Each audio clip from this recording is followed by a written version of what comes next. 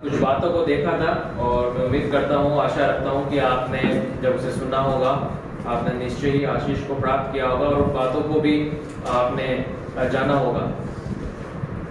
आपको याद होगा कि लास्ट संडे हमने 3 पॉइंट्स को देखा था, है ना। 3 पॉइंट्स को हमने लास्ट संडे हमने देखा था और उससे आगे की बातों को हम देखेंगे। परमेश्वर के वचन से हम देखेंगे 7 बातें थी जो परमेश्वर के वचन में यीशु मसीह के जीवन से संबंधित दी गई हैं, जहाँ यीशु मसीह ने अपने लहू को जो है बहाया है। 7 जगह 7 बार यीशु मसीह ने, जब यीशु मसीह का क्रूसिफिक्शन हो रहा था, यीशु मसीह का जब क्रूस पे चढ़ाए जा रहे थे, उस दौरान जो है हमने वचन में देखा था कि किस प्रकार से परमेश्वर के याजक जो है अपने उंगलियों को जो है लहू में डुबोया करते थे और 7 बार छिड़काव किया करते थे। और हमने देखा था कि 3 बार यीशु मसीह ने कैसे, लास्ट संडे हमने देखा था वचन से, यीशु मसीह ने 3 बार जो है अपने लहू को अपने शरीर से बहाया है। एक गत्समनी के बाद में हमने देखा था और दूसरा हमने देखा था किस प्रकार से उन्होंने कांटों के ताज को यीशु मसीह को पहनाया, सर से यीशु मसीह का जो है लहू बहा। और तीसरी चीज जो हमने देखी थी, तीसरा पॉइंट जो हमने देखा था, जो यीशु मसीह का जो लहू तीसरी बार जो निकला था वह यीशु मसीह के पीठ से निकला था, जो यशायाह 50 और उसके 6 में लिख दिया गया है। आज हम चौथी बात को हम देखेंगे, चौथी जगह जहां यीशु मसीह का लहू जो निकला था। आइए मेरे साथ प्रभु के वचन से निकाले आप यशायाह 50 और उसका 6ठा पद हम पढ़ेंगे। कोई पढ़ने में अगुवाई करे। हाँ,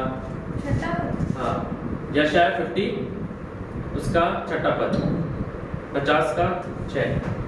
मैंने मरने वालों को अपनी पीठ और गलमोच नोचने वालों और अपने गाल किए अपमानित होने और उनके थूकने से मैंने मुंह ना छिपाया।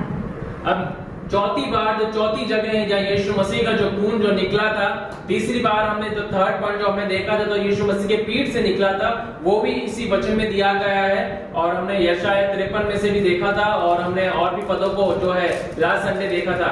बट आज हम चौथे पॉइंट को हम देख रहे हैं, चौथी जगह जहाँ यीशु मसीह का जो लहू जो है निकला था वे उनके चेहरे से निकला था। चौथी जगह जहाँ यीशु मसीह का जो लहू निकला वे उनके चेहरे से निकला। क्या लिखा है कि यीशु मसीह ने क्या किया है, एक दोबारा से धीरे-धीरे हम पढ़ेंगे। I gave my back to the smiters, English में लिखा हुआ है, हिंदी में पढ़े 6 पर। मैंने मारने वालों को अपनी पीठ और गलमोच, हाँ, मारने वालों को अपनी पीठ, और पीठ के विषय में हमने लास्ट संडे देख लिया था। और उसका क्या लिखा है, गलमोच नोचने वालों, गलमोच है ना, जो है यानी कि दाढ़ियां जो है यीशु मसीह की, उन्होंने क्या की, यीशु मसीह की दाढ़ी को जो नोच लिया है। जिन्हों की दाढ़ियां जिन्होंने रखी हैं और वे समझ सकते हैं कि जब दाढ़ी जब नोच लेते हैं तो कितनी तकलीफ और कितनी पीड़ा जो होती है, तकलीफ हो सकती है ना। जो मूछ रखते हैं उनको पता है मूछ में से अगर कुछ बाल भी कोई खींच ले तो कितना दर्द, असहनीय दर्द हो सकता है ना। यीशु मसीह के विषय में दिया गया है कि यीशु मसीह की जो है, यीशु मसीह के गालों में से जो है ना दाढ़ियों को उन्होंने क्या कहा, नोच लिया। किस प्रकार से उन्होंने तकलीफ को, वेदनाओं को, उस पीड़ा को यीशु मसीह ने अपने शरीर में सहा, उसकी हम कभी कल्पना भी नहीं कर सकते। बहुत सी जगह यीशु मसीह ने उन तकलीफों को आपके लिए और मेरे लिए, संसार के प्रत्येक लोगों के लिए, उस तकलीफ को यीशु मसीह ने अपने शरीर में क्या सहा, उन्होंने अपने गालों को दिया। और गालों में जो उनकी जो दाढ़ियां थी, यीशु मसीह जो दाढ़ी थी उन्होंने क्या किया, खींच लिया। और उसका क्या लिखा है, हाँ पढ़ी इसी पद को, लास्ट भाग पढ़ेंगे। नोचने वालों की ओर अपने गाल किए अपमानित होने और अपने थूकने से मैंने मुंह ना छिपाया। अपमानित होने से और थूकने से मैंने अपना क्या है, मुंह नहीं छिपाया है। मैंने यीशु मसीह के विषय में कई समय पहले जो है, हजारों साल पहले इस बात को यीशु मसीह के विषय में जो है कह दिया गया था, यशायाह भविष्यवक्ता के द्वारा बहुत समय पहले लिखवा दिया गया था कि यीशु मसीह किस प्रकार से अपमानित किए जाएंगे। परमेश्वर का पुत्र जब संसार में आएगा किस प्रकार से वे अपमानित किया जाएगा, कि उसके चेहरे पे थूका जाएगा और वे शांत चुपचाप रहेगा, वध किए हुए मेमने के समान में खड़ा रहेगा, लोग उसकी दाढ़ियों को नूच लेंगे। और चौथी बार जब यीशु मसीह का जो लहू उनके शरीर से निकला, वे उनके चेहरे से निकला है, उनके फेस से निकला है। अब किसी व्यक्ति की जो पहचान की जाती है, जो किसी व्यक्ति की अगर हमें पहचान करनी है तो वो कैसे की जाएगी? उसके चेहरे से की जाती है ना? उसके चेहरे से, हमारा चेहरा जो है वे हमारी आइडेंटिटी है ना? अगर आधार कार्ड को अगर हम देख लें, अगर आधार कार्ड में अगर फोटो को से हम मैच करके हम किसी का क्या करते हैं, क्रॉस चेक करते हैं कि ये जो व्यक्ति की जो फोटो है आधार कार्ड में दे रखी है और ये जो व्यक्ति, उनकी फोटो को अगर मैच करना होता है या किसी की आइडेंटिटी को मैच करना होता है तो वे फोटो आइडेंटिटी द्वारा, किसी के फोटो आइडेंटिटी के द्वारा क्या करते हैं, क्रॉस चेक करते हैं, मैच करते हैं। यानी कि हमारा चेहरा जो है वे हमारी पहचान है। और यीशु मसीह ने अपनी पहचान को, अपनी स्वयं की पहचान को, आपकी पहचान को लौटाने के लिए, मेरी पहचान को लौटाने के लिए यीशु मसीह ने अपने चेहरे को जो है क्या है, लज्जित होने दिया। यीशु मसीह की दाढ़ी खींच ली गई और जो लहू उनके चेहरे से निकला, उनके फेस से निकला, वे आपकी और मेरी पहचान को जो खो गई थी अदन की वाटिका में, जो हमारी पहचान खो गई थी, आदम और हवा ने जिस फल को खाया, जिस फल को खाने के लिए परमेश्वर ने जो मना किया था, उस फल को खाने के दौरान उनकी क्या हो गई थी, उनकी पहचान जो है लॉस्ट हो गई थी, उनकी आइडेंटिटी लॉस्ट हो गई थी। और यीशु मसीह ने संसार को एक बार फिर से उनकी पहचान को रिस्टोर करने के लिए क्या किया, अपनी पहचान दे दी, है ना? अपने चेहरे पे से उसने क्या है, लहू को जो है निकलवाया, उसका लहू निकला चेहरे पे से। अगर हम आपने सुसमाचारों को पढ़ा होगा और मैं एक एक करके सबसे इस वचन को मैं पढ़वाऊंगा, आप निकाले, पहला यूहन्ना में से निकाले, यूहन्ना की इंजील उसका 19 अध्याय निकाले और कोई 18वां पद पढ़े। फिर हम उसके बाद लूका 23 अध्याय और उसका 33वां पद भी पढ़ेंगे। कोई भी निकाले यूहन्ना की इंजील उसका 19 अध्याय और उसका हम 18वां पद, हम क्या है, 18वां पद हम पढ़ेंगे, 19 का 18।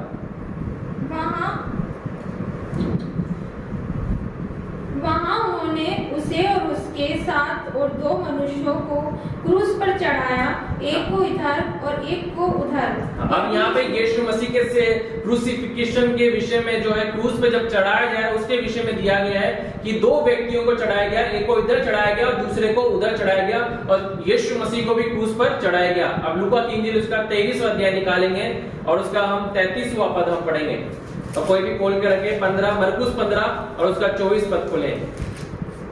अभी हम लूका की इंजील उसका 23 अध्याय और उसका 33वां पद हम पढ़ेंगे।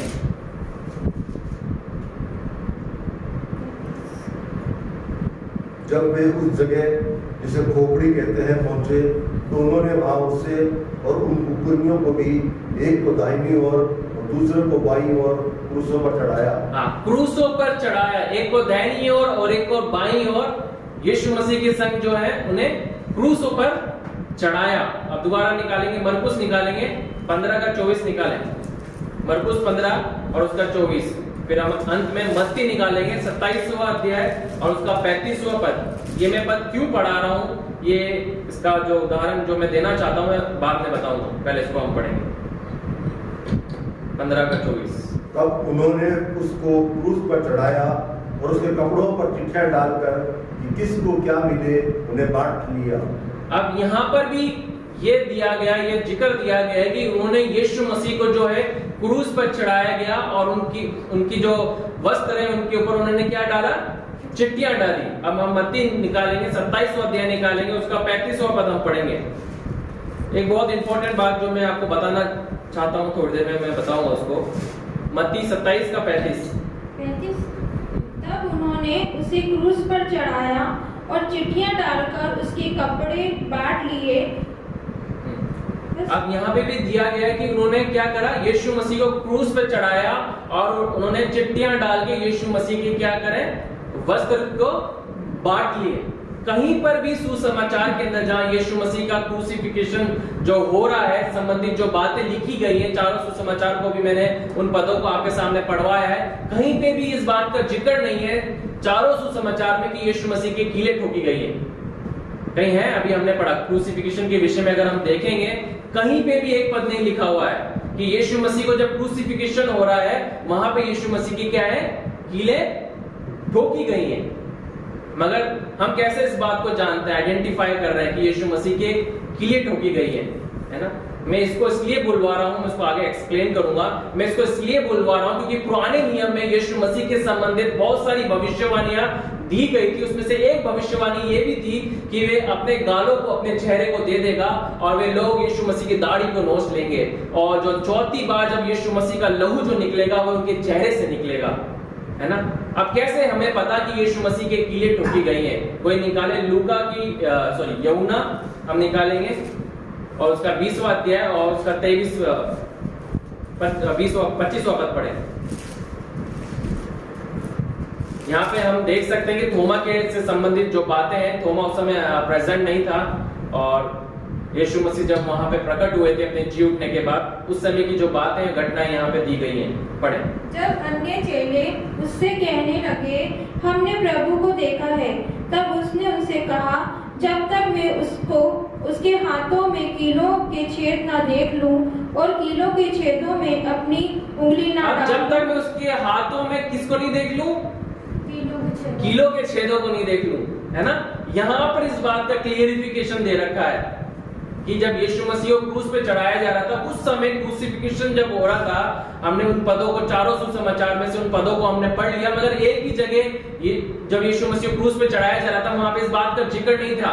मगर यीशु मसीह जब जी उठे और उन्होंने अपनी आंखों से देखा था कि यीशु मसीह को जब क्रूस पे चढ़ाए जा रहे थे, रोमन्स जो सैनिक जो थे वहां के, जो वो लोग जो थे, उन्होंने जब यीशु मसीह को क्रूस पे चढ़ाया था तो उन्होंने यीशु मसीह के हाथों में क्या करी थी? पैरों में कीलें ठोकी थी। और इसलिए थोमा क्या कह रहा है? जब तक मैं उसके हाथों में, छिदे हुए हाथों में उंगली ना डालूं, और आगे क्या लिखा है? और पंजर में अपना हाथ ना डालूं, जब तक मैं विश्वास नहीं करूं। जब तक मैं विश्वास नहीं करूंगा। इस पद से हम इस बात को जान लेते हैं कि यीशु मसीह के हाथों में क्या है? कीलें ठोकी गई थी। मगर सुसमाचारों में जब यीशु मसीह क्रूसिफिकेशन हो रहा था उस समय नहीं दिया गया था, और यीशु मसीह के क्रूसिफिकेशन के संबंधित जो बातें उस समय ये भी नहीं दे रखा गया है कि यीशु मसीह की दाढ़ी क्या है? नोची गई, बट क्या है? उनके थप्पड़ मारे ना, ये चीज लिखी हुई है। मगर पुराने नियम में इस बात की भविष्यवाणी दे रखी है कि उसने अपने गालों को दे दिया, और उन्होंने क्या करा? यीशु मसीह की गालों को, वह जो दाढ़ी थी, उन्होंने क्या करा? नोचा। और जब उन्होंने नोचा, उन्होंने बड़े आराम से नहीं नोचा होगा, उन्होंने बड़ी बेरहमी के साथ यीशु मसीह के गालों पे जो दाढ़ी थी, यीशु मसीह के फेस पे जो दाढ़ी थी, उन्होंने बड़ी बेरहमी के साथ उन दाढ़ियों को पकड़ा था, और पकड़ के उन्होंने क्या करा? यीशु मसीह की उन दाढ़ियों को नोच लिया। और कितना तकलीफ यीशु मसीह को हुई, इसकी शायद आप कभी कल्पना भी नहीं कर सकते। वो खून उसके चेहरे से निकल रहा था, वो खून इसलिए निकल रहा था कि वे हमारी पहचान जो अदन की वाटिका में खो गई थी, उस पाप के कारण, उस फल के खाने के द्वारा, परमेश्वर की आज्ञाओं को उल्लंघन करने के द्वारा जो हमारी पहचान थी वो लॉस्ट हो गई थी, वे पहचान प्रभु यीशु मसीह ने अपने लहू बहाने के द्वारा, अपने चेहरे पे से लहू बहाने के द्वारा वो पहचान हमें दे दी। आइए हम प्रभु के वचन से कुछ पदों को और पढ़ेंगे कि क्या क्या पहचान परमेश्वर के पुत्र के द्वारा, यीशु मसीह के लहू के द्वारा हमें मिली है। 2 कुरिन्थियों 5 अध्याय और उसका 21वां पद निकाले और पढ़े, और कोई इब्रानियों 10 निकाल के पढ़े। 2 कुरिन्थियों 5 अध्याय और उसका 21वां पद हम पढ़ेंगे कि क्या पहचान जो है परमेश्वर के पुत्र के उस लहू बहाने के द्वारा हमें प्राप्त हुई है। जो पाप से अज्ञात था, जो पाप से अज्ञात था, उसी को उसने हमारे लिए पाप ठहराया। उसी को हमारे लिए क्या ठहरा दिया? पाप ठहरा दिया, कि हम उसमें होकर परमेश्वर की धार्मिकता बन जाए। हम उसमें होकर परमेश्वर की क्या बन जाए? धार्मिकता बन जाए। हमें धर्मी जो है यीशु मसीह के लहू के द्वारा हमें हमारी धार्मिकता हमें मिली है। हम धर्मी इसलिए ठहराए गए क्योंकि यीशु मसीह ने अपने लहू की एक एक बूंदों को अपने शरीर से बहा दिया है। वे पहचान जो हमारी खो गई थी, हम अधर्मी हो गए थे, अधर्म में पड़े हुए थे, पापों की कीच में पड़े हुए थे और अपनी पहचान को खो बैठे थे। यीशु मसीह ने अपने लहू को बहा के, अपने चेहरे से उस लहू को बहा के हमारे को फिर से धर्मी हमें ठहरा दिया। पढ़े इब्रानियों 10 पढ़े, इब्रानियों 10 जल्दी निकालेंगे हम। और पहला पत्रस को निकाले रखे, पहला पत्रस 2 अध्याय 9 पद निकाल के रखे। उसी इच्छा से हम यीशु मसीह की देह के एक ही बार बलिदान चढ़ाए जाने के द्वारा पवित्र किए गए हैं। पवित्र किए गए हैं। हम अपवित्र हो गए थे, अपवित्रता का जीवन हम जी रहे थे। ना केवल हम धार्मिकता की पहचान हमारी खो गई थी, मगर यीशु मसीह के द्वारा हम धर्मी ठहरे। मगर यहाँ पे इब्रानियों 10:10 में लिखा है कि हम पवित्र किए गए हैं, हम पवित्र हो गए हैं। और पहला पत्रस 2:9 पर भी पढ़ेंगे हम, और कोई प्रकाशित वाक्य 5:10 में निकाल कर रखें। बहुत ही इंपॉर्टेंट वचन है ये, और बहुत ही जबरदस्त वचन है। अगर इनकी गहराइयों को अगर हम जान लेंगे तो इससे हम अपनी पहचान को जो परमेश्वर के पुत्र के द्वारा हमें मिली है उसे हम जान लेंगे। पहला पत्रस 2:9, पर तुम एक चुना हुआ वंश परंतु तुम एक चुना हुआ वंश हो और एक राजपदधारी और एक राजपदधारी क्या हो, याजकों का समाज, याजकों का समाज तुम बन गए हो, रॉयल प्रीस्टहुड तुम बन चुके हो, और पवित्र लोग और परमेश्वर की निज प्रजा हो, इसलिए कि उसने जिसने तुम्हें अंधकार में से अपनी अद्भुत ज्योति में बुलाया है उसके गुण प्रकट करो। अब प्रभु यीशु मसीह के द्वारा हम ये सारे चीज जो यहाँ पे दे रखी है, आइडेंटिटी प्रभु यीशु मसीह के द्वारा हमारे जीवन में वे क्या हो गई है, रिस्टोर हो गई है, क्योंकि यीशु मसीह ने अपने लहू को बहाया है। अंतिम पद हम पढ़ेंगे प्रकाशित वाक्य का 5 अध्याय का 10वां पद। कोई भी निकाले, जल्दी निकाले। और उन्हें हमारे परमेश्वर के लिए एक राज्य और याजक बनाया, और वो पृथ्वी पर राज्य करते हैं। और वे पृथ्वी के ऊपर राज्य करते हैं, है ना। आदम एक समय पृथ्वी के ऊपर राज्य करता था। परमेश्वर ने उसको एक राजा के रूप में इस अदन की वाटिका में परमेश्वर ने रखा था कि उसकी देखभाल करे, उसका संचालन करे। हर एक प्राणियों का उसने नाम रखा था। मगर जब उसने पाप को किया, वे अपनी आइडेंटिटी को खो गया था, है ना। और पृथ्वी पे एक नौकरों का जीवन, एक दास का जीवन जी रहा था। और आने वाली जो पीढ़ियां हैं वो भी इस प्रकार से श्रापित हो, उस श्राप के से भागी हो गए थे, दुख के साथ अपनी रोटी को खा रहे थे। मगर यीशु मसीह ने वो पहचान हमें दे दी। और वो पहचान का एक सबसे इंपॉर्टेंट पार्ट क्या है कि तुम पृथ्वी पे क्या करोगे, तुम पृथ्वी पे बोले मैं पृथ्वी पे राज्य करूंगा। आमीन। ये कितनी बड़ा अधिकार परमेश्वर ने अपने पुत्र के द्वारा हमें दिया है कि इस पृथ्वी के ऊपर हम भिखारियों के समान नहीं जिए, हम ऐसा जीवन नहीं जिए जहां हम अपने आप को लाचारी में पाए। मगर परमेश्वर पिता ने यीशु मसीह के द्वारा इस पृथ्वी के ऊपर हमें राज्य करने के लिए बुलाया है। एक रूलिंग अथॉरिटी के साथ परमेश्वर ने हमें इस पृथ्वी के ऊपर जीने के लिए हमें बुलाया है। और मसीह यीशु में वो अथॉरिटी जो है हमारे को मसीह यीशु में दे दिए। क्यों दे दिए? क्योंकि यीशु मसीह ने अपनी पहचान को कुचलवाया। यीशु मसीह के चेहरे को कुचला गया, यीशु मसीह के चेहरे को नोचा गया, उसकी दाढ़ी को नोचा गया, वो लहू उसके चेहरे से निकला। और हमारी जो पहचान जो खो गई थी वो यीशु मसीह के द्वारा, उस बड़े बलिदान के द्वारा, उस लहू के द्वारा रिस्टोर की गई है, रिस्टोर की गई है। प्रभु का हम धन्यवाद करते हैं इन तमाम बातों के लिए कि परमेश्वर हमारी पहचान को हमारे को स्मरण दिलाता है। क्योंकि शैतान को, जैसे लास्ट टाइम मैंने कहा था कि शैतान कभी भी नहीं चाहता कि हम अपनी असली पहचान को जानने पाए। क्योंकि जिस दिन हम अपनी असली पहचान को, अपने अधिकार को हम जान लेंगे, उन बातों को खुदा के वचन से जान लेंगे, तो हम क्या है उसके लिए खतरा बन जाएंगे। वो तो वैसे ही हारा हुआ है, अनंत काल के लिए वे हार चुका है। परमेश्वर के पुत्र ने उसके सर को ऑलरेडी कुचल दिया है। हम इस पृथ्वी पे राज्य करने के लिए बुलाए गए हैं। प्रभु का हम धन्यवाद करते हैं। और भी कुछ बातों को हम देखेंगे परमेश्वर के वचन से, हम पढ़ेंगे। मेरे साथ निकाले मत्ती उसका 27वां अध्याय, उसका 35वां पद। अभी हमने थोड़ी देर पहले पढ़ा था और उसको हम दोबारा पढ़ेंगे। 5वीं जगह जहां यीशु मसीह का जो लहू निकला उसको हम पढ़ेंगे। और ये बहुत ही इंपॉर्टेंट बातें हैं, इनको हम समझेंगे भी। मत्ती 27 उसका 35वां पद।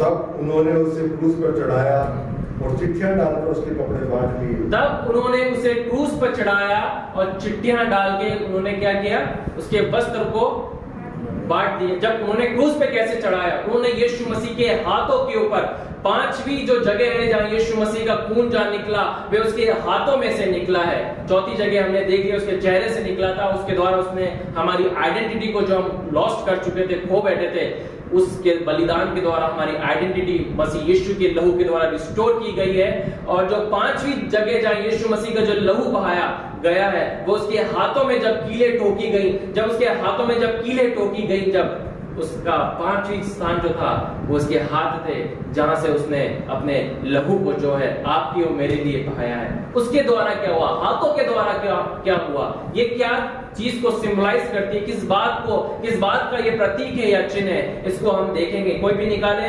जेनेसिस निकालेंगे, हम उत्पत्ति निकालेंगे, उसका 48 निकालेंगे और उसका 14 पद से लेके हम 16 पद तक हम पढ़ेंगे। जेनेसिस 48 14 से लेके 16।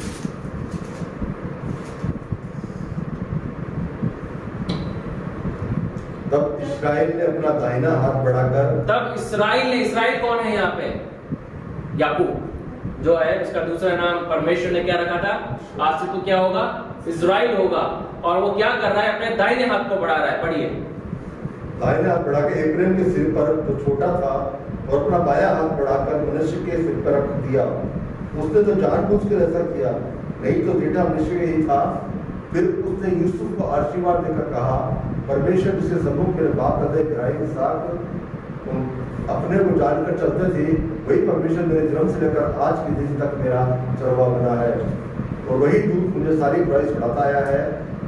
वही अब इन लड़कों को आशीष दे, और ये मेरे और मेरे बाप दादा इब्राहिम और इसहाक के कहलाए और पृथ्वी में बहुतायत से बढ़े। अब कैसे जो इजराइल जो है, कैसे यूसुफ की संतानों को जो है वह आशीष दे रहा है, वे अपने हाथों को बढ़ा के आशीष दे रहा है। यीशु मसीह ने इसलिए हमारे लिए जो लहू बहाया है, अपने हाथों में से लहू बहाया है, कि जो आशीष जो हमारे हाथों में से चली गई थी, उन आशीषों को जो है वो क्या करे, रिस्टोर करे।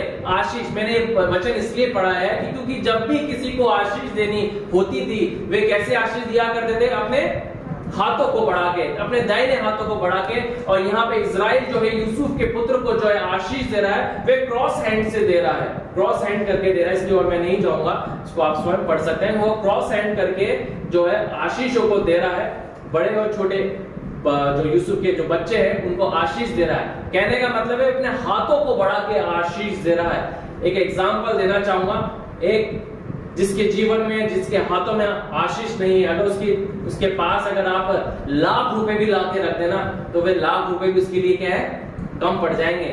मगर जिसके हाथों में आशीष है, उसके पास अगर आप 1000 रुपए भी लाके रख देंगे ना, तो वह 1000 रुपए को भी क्या करेगा, लाखों रुपए समान इस्तेमाल कर लेगा, है ना। हमें जानने की, परखने की जरूरत है कि क्या हमारे हाथों में वे आशीष है भी या नहीं है ना। इंसानों के हाथों में वे आशीष खो गई थी, क्योंकि उन्होंने वो जो पाप की संतान वे हो गए थे। आदम ने जो पाप किया था, वे उस बंधनों के अंदर वे आ गए थे। और यीशु मसीह ने व्यर्थ में अपने हाथों को क्रूस पे नहीं टुकवाया, व्यर्थ में उसका लहू नहीं निकला। ये सब एक कर्म के अनुसार हुआ, ये सब एक परमेश्वर के प्री प्लान के अकॉर्डिंगली हुआ, कि उसके हाथों से जब लहू बह रहा था, उसने इसलिए बहाया कि हमारे हाथ जो क्या है, आशीषित हो जाए, हमारे हाथों के ऊपर से हर एक प्रकार के बंधन जो है वे टूट जाए। हमें क्लेम करने की जरूरत है। सबसे बड़ी दुर्भाग्य की बात यह होती है कि हम परमेश्वर की प्रतिज्ञाओं को जानते हुए भी, पढ़ते हुए भी उसको अंगीकार नहीं कर पाते, और अगर अंगीकार कर भी लेते हैं तो उसके ऊपर इतना यकीन नहीं कर पाते हैं कि परमेश्वर ने हमारे लिए क्या क्या नहीं कर दिया है। परमेश्वर के पुत्र ने हमारे लिए सब कुछ पूर्ण रीति से बलिदान अपने आप को कर दिया था। हर एक उन बंधनों से, जिन बंधनों में इंसान जी रहे थे, उन बंधनों को क्या है, यीशु मसीह ने उस कलवरी की क्रूस पे क्या है, तोड़ दिया था, और शैतान का खुला तमाशा है कर दिया था। हाथों के विषय में और कुछ पदों को हम पढ़ेंगे। पहला तीमुथियुस 4 अध्याय उसका 14वां पद हम पढ़ेंगे। तो कोई निकाले प्रेरितों का 6 अध्याय उसका 6ठा पद खोल के पढ़ेंगे। पहला हम पढ़ेंगे पहला तीमुथियुस उसका 4 अध्याय और उसका 14वां पद हम पढ़ेंगे। उस वरदान से जो तुझ में है, उस वरदान से जो तुझ में है, और भविष्यवाणी के द्वारा प्राचीनों के हाथ रखते समय तुझे मिला था। कैसे मिला था उसको?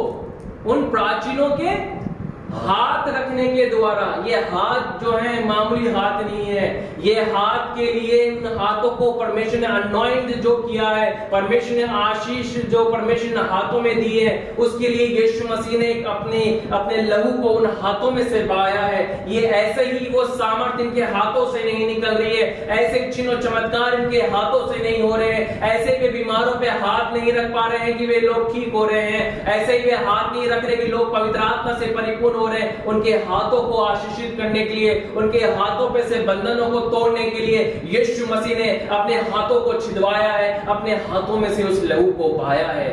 क्या आज आप चाहते हैं कि हमारे हाथ भी आशीषित हो जाएं? तो हमें अंगीकार करने की जरूरत है, परमेश्वर की संपूर्ण बलिदानों को समझने की जरूरत है और उस पर ईमान विश्वास लाने की जरूरत है। निकाले पे तो काम 6 अध्याय और उसका 6वां पद भी हम पढ़ेंगे, 6 का 6, और कोई निकाल के रखे पे तो काम 8 का 17 भी। इन्हें प्रेरितों के सामने खड़ा किया और उन्होंने प्रार्थना करके उन पर हाथ रखे। उन पे प्रार्थना करके क्या रखे? हाथ रखे। उन्होंने प्रार्थना करके उन पे हाथ रखे। ये बार बार आप देख सकते हैं कि उन्होंने बार बार जिनको भी ये प्रार्थना करी उन पे हाथ रखे। प्रेरितों का काम 8 अध्याय 17 पद भी पढ़े। तब उन्होंने उन पर हाथ रखे और उन्होंने पवित्र आत्मा पाया। तब उन्होंने उन पे क्या रखे? हाथ रखे और उन्होंने क्या पाया? पवित्र आत्मा पा लिया है। पवित्र आत्मा पा लिया। कैसे पा लिया पवित्र आत्मा? जब उन्होंने हाथ रखे। वे हाथ ऐसे सामर्थ्य कैसे हो गए? उनके हाथ में वो अभिषेक कैसे आ गया? उसके लिए यीशु मसीह ने कीमत चुकाई है। कोई पढ़े लूका की इंजील 4 अध्याय उसका 40वां पद भी पढ़े और मरकुस उसका 10 का 16 भी निकाल के रखें। लूका की इंजील 4 अध्याय और उसका 40वां पद भी हम पढ़ेंगे। सूरज डूबते समय जिन जिन के यहाँ लोग नाना प्रकार की बीमारियों में पड़े हुए थे, वे सब उन्हें उसके पास ले आए और उसने एक एक पर हाथ रख के उन्हें चंगा किया। ये यीशु मसीह के विषय में दिया गया है और यीशु मसीह के समूह जो है लोगों को लेके आया जा रहा था। यीशु मसीह के समूह को बीमारों को लाया जा रहा था और लिखा है परमेश्वर के वचन में उन्होंने एक एक के ऊपर हाथ रखा। यीशु मसीह ने एक एक के ऊपर हाथ रखा और उन्होंने क्या किया? चंगा किया। इन हाथों को आशीषित करने के लिए, इन हाथों को सामर्थ्य बनाने के लिए यीशु ने अपने हाथों को छिदवाया है। हमारे हाथ ऑर्डिनरी हाथ नहीं है, हमारे हाथ भी आशीषित हो सकते हैं, सामर्थ्य हो सकते हैं। वो कैसे होंगे? जब हम यीशु की उन बलिदानों को समझेंगे, उसकी पीछे उसकी सामर्थ को जानेंगे, उसे अंगीकार करेंगे। मरकुस 10 अध्याय 16 पद भी पढ़े, फिर हम आगे और पढ़ेंगे। मरकुस 10 और उसका 16वां पद। और उसने उन्हें गोद में लिया और उन पर हाथ रखकर उन्हें आशीष दी। अब यहाँ पे बच्चों के विषय में लिखा गया है कि यीशु मसीह ने कहा कि बच्चों को मेरे पास आने दो, उन्हें मना ना करो। और यीशु मसीह ने उनके ऊपर उनको गोद में लेके उन पे क्या रखा है? अपने हाथ रखे। आप समझ पा रहे हैं इस बात को? यीशु मसीह ने हाथ रखे। ये बहुत इंपॉर्टेंट चीज है, हमें इन्हें समझने की जरूरत है ना। आज कोरोना वायरस का जो डर लोगों के अंदर इतना समा गया है कि लोग हाथ रखने में डर रहे हैं, है ना, हाथ मिलाने में डर रहे हैं और ये डर इतना बढ़ चुका है। मगर परमेश्वर ने वो सामर्थ्य दिए, वो अभिषेक दिया है परमेश्वर ने कि वो सामर्थ्य उन हाथों में आ गया, क्योंकि यीशु मसीह ने जो है उनको आशीषित करने के लिए उन कीमत को चुकाया। उस कीमत को यीशु मसीह ने क्या है? चुकाया है। मैं ये नहीं बोल रहा कि जाके आप हाथ मिला ले, है ना, मैं इस चीज को नहीं बोल रहा, बहुत से लोग गलत इंटरप्रेट कर लेते हैं। बट मैं जो वो बताना मांग रहा हूँ वो ये बताना मांग रहा हूँ कि हमारे हाथ अब ऑर्डिनरी हाथ नहीं रहेंगे अगर हम यीशु मसीह के उस लहू को जो उसके कलवरी की क्रूस से उसके हाथों में से बह रहे थे, उसकी सामर्थ को हम जब जान लेंगे। उसने अपने लहू को उन हाथों में से बहाया है कि हमारे हाथ जो है आशीषित हो जाएं। जहां जिन कामों पे हम अपने हाथों को लगाएं, जिस कार्य क्षेत्र में हम अपने हाथों को लगाएं, वो क्या हो जाए? आशीषित हो जाए और वे आशीषों को लोग देख के समझ ले कि ये लोग जो है साधारण लोग नहीं है। जिन कामों के ऊपर ये अपने हाथों को लगाते हैं, जिन जिम्मेदारियों को दे दी जाती है और जिस जिम्मेदारियों को अपने हाथों से ये थामते हैं, वे आशीषित हो जाते हैं। आमीन। वे आशीषित हो जाते हैं क्योंकि यीशु मसीह ने क्या है? कीमत चुकाई है। हमारे हाथों को आशीषित करने के लिए उस कीमत को यीशु मसीह ने चुकाई है। छठी बार जो है यीशु मसीह ने जो अपने शरीर में से लहू को जो है बहाया था, हम देखेंगे प्रभु के वचन से, हम उस चीज को देखेंगे। हम देख सकते हैं कि यीशु मसीह को जब क्रूस पे चढ़ाया जा रहा था और क्रूस पे चढ़ाते समय यीशु मसीह के हाथों को के ऊपर कीलें ठोकी गई कलवरी क्रूस के ऊपर, और ना केवल हाथों में मगर यीशु मसीह कहाँ पे कीलें ठोकी गई? उसके पैरों में भी कीलें ठोकी गई। अगर पैरों के विषय में अगर आप गूगल पे जाके सर्च करेंगे, आप देखेंगे तो कई सारी बातें जो है पैरों के संबंधित दी गई हैं। बहुत सारी बातें पैरों के लिए दी गई है। एक एक करके हम पढ़ेंगे और इसको समझेंगे। कोई भी निकाले भजन संहिता 18 अध्याय और उसका 33 से लेके 33 पद पढ़ लो, 36वां पद पढ़ ले। भजन संहिता 18 उसका 33 और 36वां पद हम पढ़ेंगे। वही मेरे पैरों को हिरणियों के पैरों के समान बनाता, वही मेरे पैरों को हिरणियों के पैरों के समान बनाता है और मुझे मेरे ऊंचे स्थानों पर खड़ा करता है। और मुझे मेरे ऊंचे स्थानों पे लाके क्या करता है? खड़ा करता है मेरे पैरों को। और 36वां पद, तूने मेरे पैरों के लिए स्थान चौड़ा कर दिया। तूने मेरे पैरों के लिए क्या कर दिया? स्थान चौड़ा कर दिया है। और मेरे पैर नहीं फिसले, कि मेरे पैर नहीं फिसले, है ना, हमारे पैर नहीं फिसले। हबक्कुक और उसका 3रा अध्याय उसका 19वां पद भी हम पढ़ेंगे। निकाले पैरों के संबंधित ये तो मैं कुछ ही पद आपको पढ़ा रहा हूँ। आप अगर आप सर्च करेंगे इसके बारे में पैरों के संबंधित तो बहुत सारे वचन जो है निकल सकते हैं और इसे हम पढ़ सकते हैं। हबक्कुक 3 का 19 भी हम निकालेंगे। फिर वचन 121 का हम पढ़ेंगे, 3रा पद भी पढ़ेंगे। यहोवा परमेश्वर मेरा बलबूल है, वह मेरे पांव हिरणों के समान बना देता है, वह मुझको मेरे ऊंचे स्थानों पर चलाता है। वे मेरे पांवों को हिरणियों के समान बना देता है और मुझे ऊंचे स्थानों पर चलाता है। भजन संहिता 121 का 3 भी पढ़े। भजन संहिता 121 का 3रा पद हम पढ़ेंगे।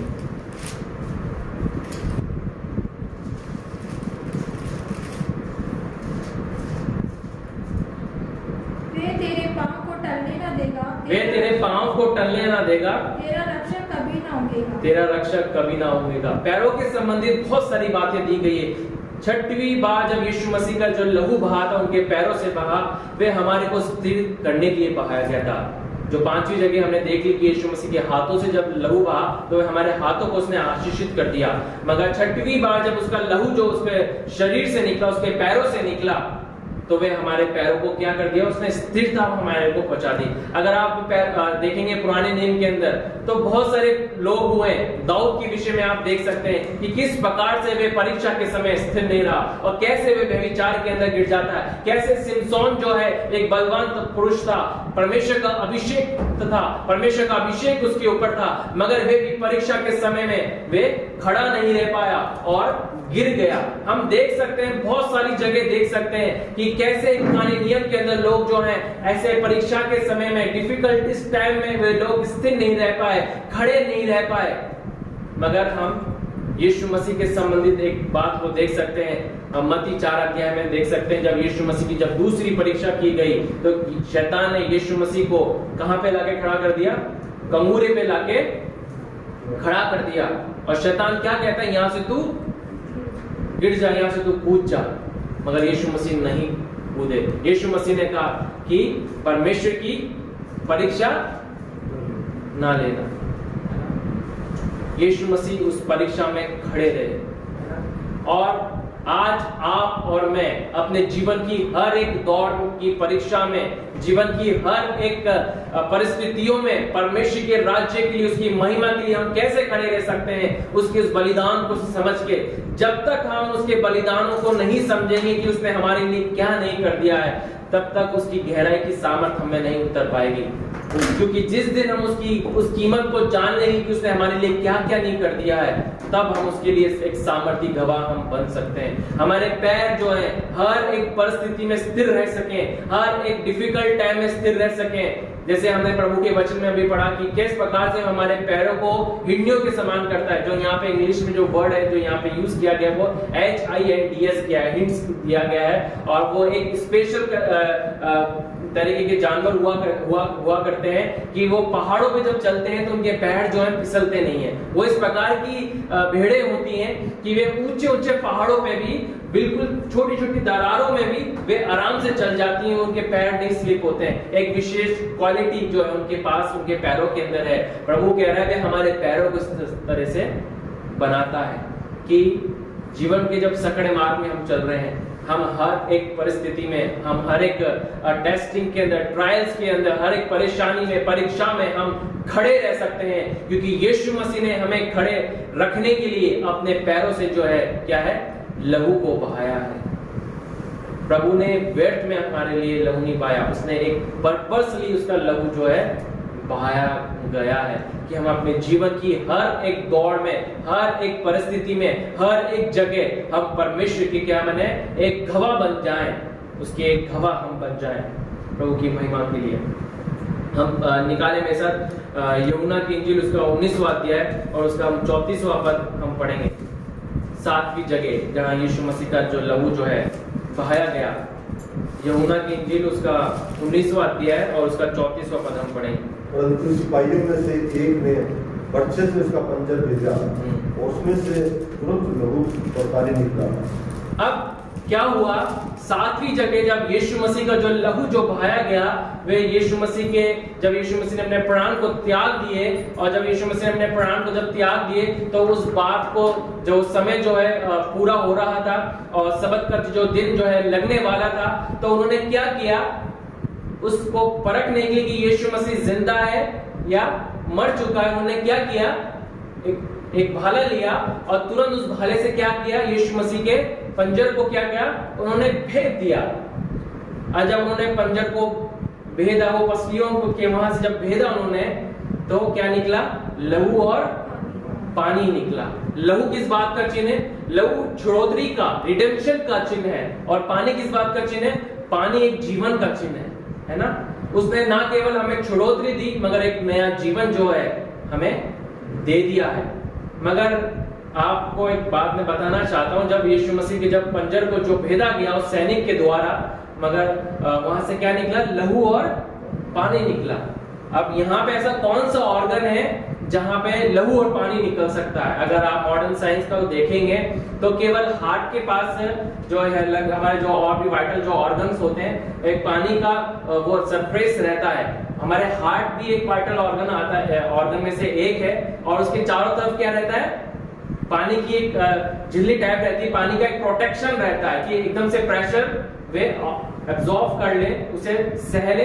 इसलिए हमारे हार्ट के चारों तरफ क्या रहता है, पानी रहता है। और ये मॉडर्न साइंस इस बात को बताती है, वैज्ञानिक इस बात को उन्होंने जब खोज करी कि इस बात को आप पढ़ सकते हैं, ऑनलाइन भी पढ़ सकते हैं इंटरनेट के माध्यम से, कि जब उन्होंने भाला को जब मारा तो वह भाला ना केवल उनके पंजर तक घुसा, मगर वो भाला उनके दिल तक घुस गया था। इसलिए लहू भी निकला और पानी भी निकला, है ना। अगर दिल को नहीं छेदता हुए भाला, तो यीशु मसीह के पानी कभी नहीं निकलता। मगर वो भाला जो है जब छेदा गया, यीशु मसीह की जब मारा गया, वो चीरते हुए कहां पहुंच गया, दिल तक पहुंच गया। यीशु मसीह के दिल तक वो पहुंच गया, और यीशु मसीह का लहू भी निकला और पानी भी निकला। दिल किस बात का प्रतीक है? यीशु मसीह का दिल आपके लिए छेदा गया है ना। यीशु मसीह के दिल में भाला जो है आपके लिए और मेरे लिए घोपा गया है ना। उसका दिल छेदा गया। कितनी तकलीफ में से यीशु मसीह को के गया है। यीशु मसीह जब प्राण निकल गए थे, उन्होंने यीशु मसीह को उस बात को जज करने के लिए, जानने के लिए भाले को इस तरह से मारा कि वो यीशु मसीह के सीधे हृदय तक, दिल तक पहुंच गए। एक माँ के गर्भ में एक बच्चे की जब शुरुआत होती है, जो फीटस होता है, जो वो उसकी शुरुआत जब होती है, तो एक ऑर्गन जो बनता है एक माँ के गर्भ में, सबसे पहला जो ऑर्गन जो बनता है वो क्या बनता है, हार्ट बनता है, दिल बनता है ना, दिल बनता है। प्रभु की क्रिएशन को आप समझिए कि परमेश्वर कितना सार्वभौम परमेश्वर है, प्रभु कितना ज्ञानी परमेश्वर है, सामर्थी परमेश्वर है, कि जब एक इंसान की जब शुरुआत करता है उसकी माँ के गर्भ में, एक मनुष्य की जब शुरुआत होती है, उसका सबसे पहला ऑर्गन जब वो बनता है, वह उसकी माँ के गर्भ में उसका दिल बनता है। दिल क्यों बनता है? दिल इसलिए बनता है क्योंकि परमेश्वर अपने रहने की जगह सबसे पहले तैयार करता है। आमीन। एक मनुष्य के अंदर जब उसकी शुरुआत उसके माँ के गर्भ में होती है, उसका सबसे पहला जो पार्ट बनता है, ऑर्गन जो बनता है, वे उसका दिल बनता है। और इससे हम लेते हैं कि परमेश्वर सबसे पहले जो है अपने रहने का निवास स्थान तैयार करता है। मगर पुराने नियम में आप एक भी पद ऐसा नहीं पाएंगे जहां इस बात को दिया गया हो, इस बात का जिक्र किया गया हो कि परमेश्वर का आत्मा उनके ऊपर उंडेला गया और उनके दिल में समा गया। एक भी पद आप नहीं पाएंगे। मगर हमेशा इस बात को आप देखेंगे पुराने नियम के अंदर कि परमेश्वर का आत्मा बल के साथ, सामर्थ के साथ उनके ऊपर उंडेला, उनके ऊपर आके ठहर गया। मगर केवल नए नियम के अंदर इस बात को आप देख सकते हैं। कोई भी निकाले गलातियों उसका 4 अध्याय उसका 6ठा पद हम पढ़ेंगे। गलातियों 4 अध्याय और उसका 6ठा पद हम पढ़ेंगे।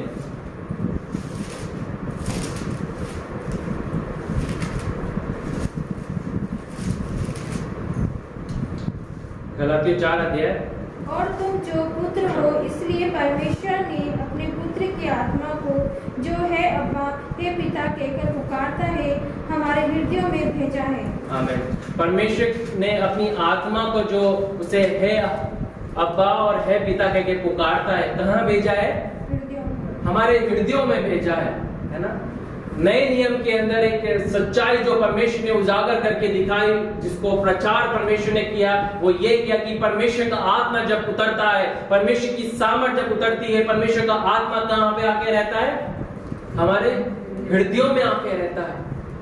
वो कैसे आके रह सकता है? क्योंकि यीशु मसीह का हृदय जो है छेदा गया है, वो लहू यीशु मसीह का उसके हृदय में से बहाया गया है कि आपके हृदय को पवित्र करे, मेरे हृदय को पवित्र करे, कि उसका आत्मा जब वे उंडेलेगा तो ना केवल हमारे ऊपर आके ठहरेगा, मगर उसका आत्मा हमारे हृदयों में आके वास करेगा। हमारे लिए उसने उस जगह को तैयार किया है और उस जगह में उसने अपनी आत्मा को देने के लिए एक कीमत को चुकाया है। यीशु मसीह का हृदय जो है बेधा गया, यीशु मसीह के हृदय में से जो है लहू बहाया गया कि वे लहू बहाने के द्वारा हमारा जो दिल है जो पवित्र की क्या कर दिया जाए। जो दिल जो है अपवित्र हो गया था, उसके लहू बहाने के द्वारा क्या हो? अब पवित्र हो जाए। इस भेद को हमें जानने की जरूरत है। और यही पुराने नियम में आप केवल एक भी पद को नहीं पाएंगे जहां आप इस बात को देखें कि परमेश्वर का आत्मा उनके हृदय में वास करता है। केवल नए नियम के अंदर ही परमेश्वर का आत्मा के विषय में इस बात को देख सकते हैं कि उसका आत्मा हमारे हृदय में वास करता है। क्यों? क्योंकि परमेश्वर ने अपने पुत्र के हृदय में से उस लहू को बहाया है ना। पुराने नियम में अगर एक भविष्यवाणी दी गई, उसको बोल के मैं समाप्त करूंगा। अब निकाले यहेजकेल निकाले, उसका 36वां अध्याय निकाले और 26वां पद आप पढ़े। इसको बोल के मैं समाप्त करूंगा। यहेजकेल उसका 36 और उसका 26वां पद। मैं तुमको नया मन दूंगा, मैं तुमको एक नया मन दूंगा और तुम्हारे भीतर नई आत्मा उत्पन्न और तुम्हारे भीतर एक नई आत्मा को उत्पन्न करूंगा और तुम्हारे देह में से पत्थर का हृदय निकाल और तुम्हारे देह में से पत्थर के हृदय को निकाल दूंगा और तुमको मांस का हृदय दूंगा, तुम्हें मांस का हृदय दूंगा, है ना। एक भविष्यवाणी यहेजकेल के द्वारा परमेश्वर करवाता है, कहता है कि मैं तुम्हारे हृदयों को बदल दूंगा, मैं तुम्हारे शरीर में से उस पत्थर के दिल को हटा दूंगा और मांस का और लहू का वे मांस का वे हृदय तुम्हें दूंगा। कैसे वे उसने हमें इस मांस के हृदय को हमें दिया है? कैसा हमारा हृदय नरम हो गया है, कैसा हमारा हृदय शुद्ध हो गया है? केवल यीशु मसीह के उस लहू बहने के द्वारा। उसका लहू जो है, जो उसको जब भेजा गया, पंजर जब उसका भेजा गया, ना केवल उसका पंजर भेजा गया, मगर वो जो भाला जो था वे इतना तीखा था, इतना उसकी प्रभावशाली था कि उसके हृदय तक पहुंच गया और उसके हृदय को उसने भेद दिया और लहू और पानी वहां से निकलता है। उसका हृदय में से वे लहू निकलता है। इसलिए निकला कि आपका हृदय, मेरा हृदय, हम सब का हृदय क्या है? पवित्र हो जाए, पवित्र हो जाए, कि उसकी आत्मा एक पवित्र स्थान पे आके वास करे। और जैसे ही जब भाला जो सैनिक जो है मारता है, भोगता है यीशु मसीह के, आप थोड़े समय बाद आप देख सकते हैं मत्ती में आप देख सकते हैं कि पर्दा जो है वो क्या है? फट जाता है। जब 7वीं बार, अंतिम बार जब यीशु मसीह का जब लहू जो है निकलता है, 7वीं बार उसके हृदय में से जब निकलता है, उसके शरीर में से निकलता है, वह पर्दा जो है अब फट जाता है। वे काम पूरी रीति से परमेश्वर पिता ने अपने पुत्र के द्वारा पूरा करवा देता है। हर एक काम हमारे को आजादी देने के लिए, हमारे को शैतान के हर एक बंधनों से आजादी देने के लिए, छुटकारा देने के लिए हर एक काम यीशु मसीह ने इस पृथ्वी के ऊपर ही पूरा कर दिया है। अब शैतान का हमारे पर कोई अधिकार नहीं है, कोई भी अधिकार नहीं है, क्योंकि यीशु मसीह ने हमको पूर्ण रीति से आजादी देने के लिए, पूर्ण रीति से छुटकारा देने के लिए, पूर्ण रीति से हमारे संबंधों को पिता से यूनाइट करने के लिए, जोड़ने के लिए जो है अपने लहू को अपने शरीर में से एक एक बूंद को जो है निकाल दिया, उस जीवन को बहने दिया है कि हमें जीवन मिल जाए, आपको और मुझे जीवन मिल जाए।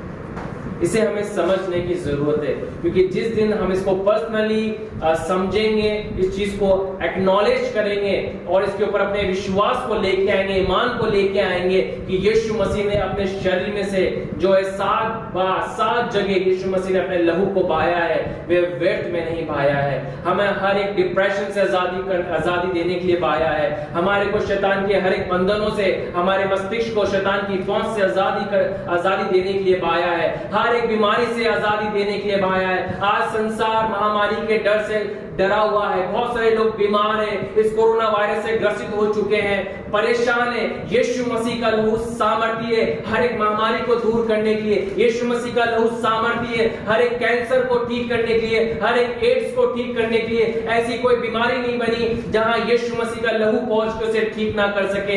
हर एक बीमारी से आजादी देने के लिए यीशु मसीह ने अपने लहू को जो है बहाया है। हमारे हाथों को आशीषित करने के लिए यीशु मसीह ने हमारे लिए लहू को बहाया है। हमारे को हर एक परीक्षा में, हर एक डिफिकल्ट टाइम में खड़े रहने के लिए यीशु मसीह ने अपने पैरों से जो है लहू को बहाया है।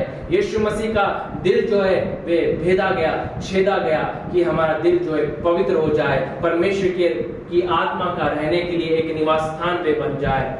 उसका दिल जो है भेदा गया है ना, उसके चेहरे से खून निकला कि जो आइडेंटिटी हम खो गए थे वे रिस्टोर हो जाए। आइए हम अपनी आंखों को बंद करेंगे, परमेश्वर के सम्मुख हम चाहेंगे इस कीमत को जो यीशु मसीह ने संसार में चुकाई है उसका हम अंगीकार करें, क्योंकि इसकी सामर्थ्य बहुत ही महान है। प्रभु जी हम आपका धन्यवाद करते हैं, आपकी स्तुति, आपकी प्रशंसा, हम आपकी बड़ाई करते हैं खुदावन ये समय आपने हमारे जीवन में होने दिया और दिया प्रभु जी कि हम आपके उस बलिदान को, यीशु मसीह जब संसार में आ पाए, जहां आपने आके यीशु मसीह अपने शरीर में से उस लहू को बहाया है। यीशु मसीह हमारी छुड़ौती के लिए, हमारे को आजाद करने के लिए यीशु मसीह उस लहू को आपने बहाया है। यीशु मसीह हम धन्यवाद करते हैं प्रभु जी कि आपने अपने पुत्र को, यीशु मसीह को संसार में भेजा और उसके द्वारा आपने हमारे को पूर्ण रीति से आजादी, पूर्ण रीति से आपने हमें छुटकारा प्रदान कर दिया। हम आपका धन्यवाद करते हैं, हम आपकी स्तुति करते हैं, हम आपकी प्रशंसा करते हैं प्रभु, हम आपकी बड़ाई करते हैं परमेश्वर पिता। आज हम प्रार्थना करते हैं खुदावन परमेश्वर पिता, आपके उस बलिदान की सामर्थ को हम जान ले खुदावन, और गहराई से खुदावन परमेश्वर पिता प्रभु जी उसके एक्नॉलेजमेंट को हम जान ले परमेश्वर पिता प्रभु जी, ताकि खुदावन हम उसका अंगीकार कर सकें और उसकी सामर्थ को हम अपने जीवन में देख सकें और लोगों तक पहुंचा सकें कि शैतान के हर एक हथियार, हर एक कार्य असफल इस संसार में, इस पृथ्वी के ऊपर यीशु मसीह ने असफल कर दिए हैं। धन्यवाद करते हैं पिता कि आपने उस कार्य को पूर्ण रीति से पूरा कर दिया प्रभु जी। धन्यवाद करते हैं पिता परमेश्वर प्रभु जी। आज हम प्रार्थना करते हैं विशेषकर प्रभु जी उन लोगों के लिए जो खुदावन इस कोरोना वायरस से प्रभु जी परमेश्वर ग्रसित है, नाना प्रकार की तकलीफ से वे ग्रसित है प्रभु। बहुत सारे लोगों को सांस लेने में तकलीफ हो रही है प्रभु जी। बहुत सारे लोग हैं खुदावन परमेश्वर पिता जो एक पल के लिए तरस रहे हैं प्रभु जी, वेंटिलेटर पे है प्रभु जी, ऑक्सीजन उन्हें चढ़ाई जा रही है यीशु मसीह। ओ प्रभु जी बहुत तकलीफ में है प्रभु जी, मगर हम आपसे प्रार्थना करते हैं यीशु मसीह, आपने हर एक को आजादी देने के लिए यीशु मसीह आपने अपने शरीर में से उस लहू को बहाया यीशु मसीह। आपके शरीर से, आपकी पीठ से जब ये लहू बहाया गया यीशु मसीह कि खुदावन आपके लोग ठीक हो जाएं, ये संसार के लोग चंगे हो जाएं प्रभु जी। ओ खुदावन हम प्रार्थना करते तो दया कर और अनुग्रह कर प्रभु जी। तेरा लहू हमें छुड़ौती देने के लिए सामर्थ्य है, तेरा लहू हमें क्षमा देने के लिए सामर्थ्य है प्रभु। तेरा लहू हर एक बीमारी से आजादी देने के लिए सामर्थ्य है प्रभु जी। तेरा लहू सामर्थ्य है प्रभु जी। आज हम तेरे लहू को उन लोगों के ऊपर लगाते हैं परमेश्वर पिता, हमारे परिवारों के ऊपर लगाते हैं प्रभु जी, हमारे शरीर आत्मा प्राण के ऊपर लगाते हैं प्रभु जी। कि खुदावन तेरे लहू के द्वारा हमारा उद्धार हुआ है प्रभु जी, तेरे लहू के द्वारा प्रभु हमारे पाप खुदावन हिम के समान श्वेत कर दिए गए हैं प्रभु जी। ओ खुदावन तेरा धन्यवाद करते हैं परमेश्वर पिता कि तूने हमें अपनी संतान होने का हमें अधिकार दिया है प्रभु जी, तूने हमें अपना पुत्र और पुत्री तूने हमें अपना बना लिया है प्रभु जी। हम तेरा धन्यवाद करते हैं प्रभु जी, उस बलिदान के लिए, उस बहुमूल्य लहू के लिए तेरा धन्यवाद करते हैं प्रभु जी, मेमने के लिए उस लहू के लिए धन्यवाद करते हैं प्रभु जी। प्रार्थना करते हैं तू दया कर और अनुग्रह कर प्रभु जी, तू उन्हें छू ले प्रभु जी और पूर्ण रीति से छुटकारा उन्हें प्रदान कर दे प्रभु जी। दया कर प्रभु, अनुग्रह कर प्रभु जी, हम सब की तू सहायता कर प्रभु, हम सब की तू मदद कर परमेश्वर पिता कि खुदावन उस पहचान में जो तूने अपने पुत्र के द्वारा हमें दी है उसमें जी सके और इस पृथ्वी के ऊपर हम राज्य कर सके और खुदावन तेरे संदेश को लोगों तक पहुंचा सके प्रभु जी, ताकि जो लोग खुदावन शैतान की गिरफ्त में है प्रभु वे आजादी को, छुटकारे को प्राप्त कर ले, अंधकार से ज्योति की ओर आ जाए परमेश्वर पिता, ओ मृत्यु से जीवन की ओर आ जाए प्रभु जी। तो दया कर और अनुग्रह कर प्रभु जी, जो वचन हमने सुना परमेश्वर पिता, जो यहाँ से बोला गया प्रभु जी, जो लोगों ने खुदावन सुना परमेश्वर पिता और जो लोग सुनते हैं प्रभु जी, होने दे वे उनके जीवन में फल ला सके प्रभु जी, 100 गुना फल ला सके प्रभु जी।